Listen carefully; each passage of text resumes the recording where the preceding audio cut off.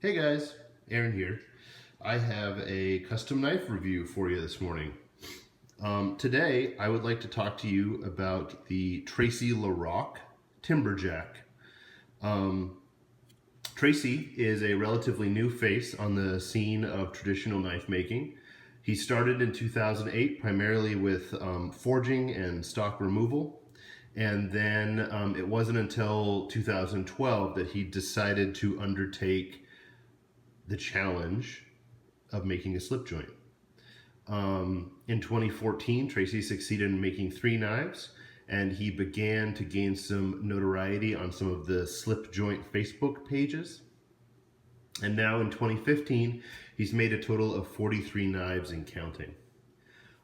He was primarily taught through forums and tutorials. However, a few makers gave their time to help him along. Most notably, people like Bruce Fuller, Thomas Rucker, Percy Richardson, Gene Wiseman, and Jared Oster.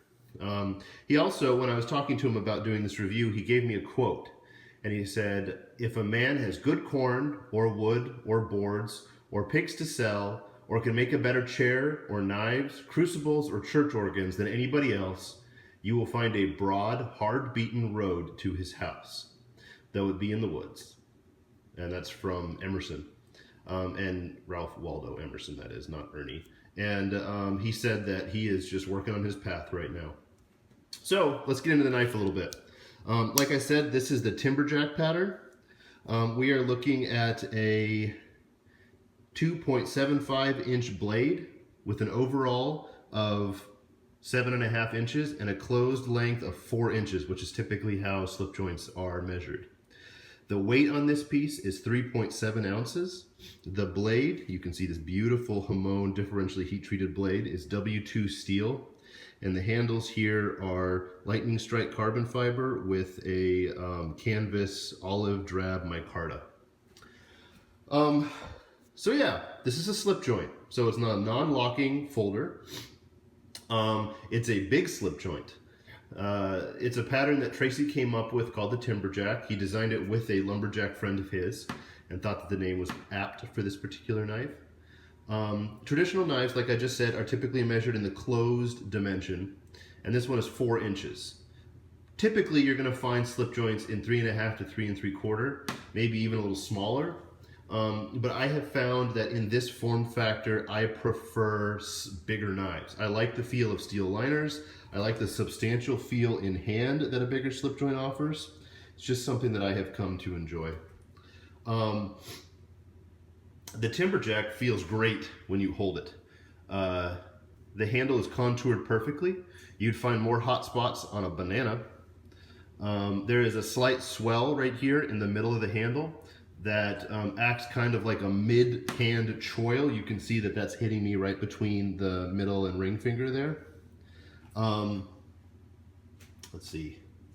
The fit and finish wise, that is, it's done very, very well. You can't feel a transition here except just in texture of the material. You can't feel the pins anywhere. The spring is flush all the way down, and if it wasn't, once again, for a difference just in material, the fit here is done really well. And this spring is actually heat treated as well, so you can see that's kind of the color difference there.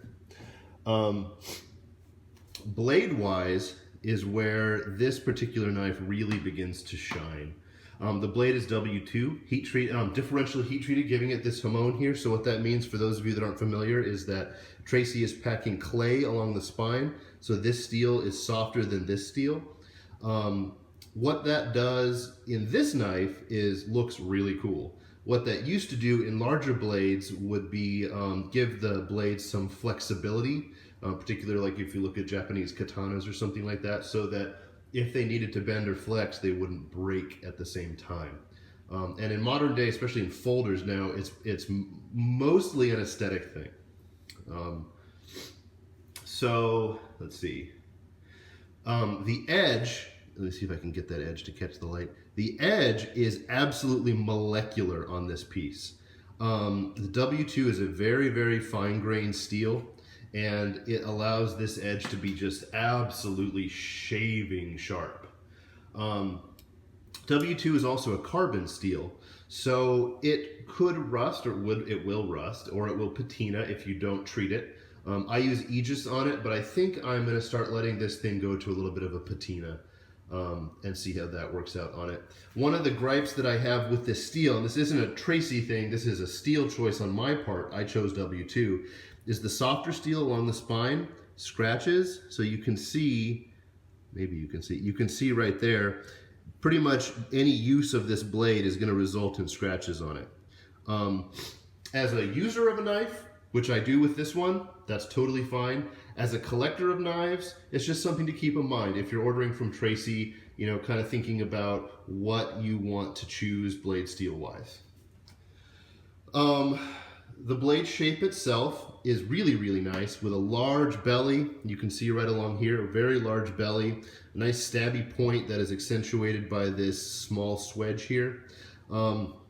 Because this knife is so big, it gives you plenty of blade to work with and use. That's why I like larger slip joints. Let's see. Yeah. So I guess kind of to wrap up, and one other thing I should say, I didn't put this in my written review, but I'm going to include it in the video. A lot of people talk about the walk and talk of a slip joint, and the walk is going to be the movement of the tang of the blade along the spring is really nice, and the talk is the snap. Really nice walk and talk on this piece. And I pinch it open. I don't use I never use the thumb notches. I don't know why, it just feels like it's torquing my thumbnail off my hand. But all in all, it's a really, really well-made piece. Tracy is a great guy to get an order in with. I believe he is currently taking orders. You can find him primarily on Facebook. I would search his name. I would look for the Slip Joint Paradigm, which is a Facebook group. Tracy is very friendly and accommodating. His work is top-notch and affordable. Kind of talking about a slip joint in terms of something to own and carry. A custom slip joint is a great accompaniment for me to a larger folder. It's something that you would pull out when you're in a little less permissive of an environment. The thing that always comes to mind when I think about this is that you just got a package from your P.O. box at the post office, and you want to open it while you're standing there, and you don't want to pull out a huge, whiz-bang, snap-open knife, and, to raise eyebrows. Some of you don't care about that. I don't particularly care about that, but it is something to think about. We're allowed to carry some of this stuff, but we also shouldn't be like enormous dicks about carrying some of this stuff, if that makes sense. In addition to that utility, there is also a great sense of heritage when it comes to carrying a slip joint. This is a knife that your grandfather would have carried and would have used. Mine did. They were, productions, but there's just something cool about that. So that's kind of it. Reach out to Tracy, see if you can get an order in with him.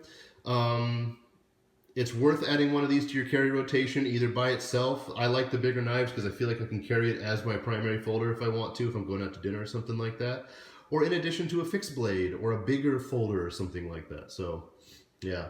Down in the description, guys, there's going to be a link to Blade HQ.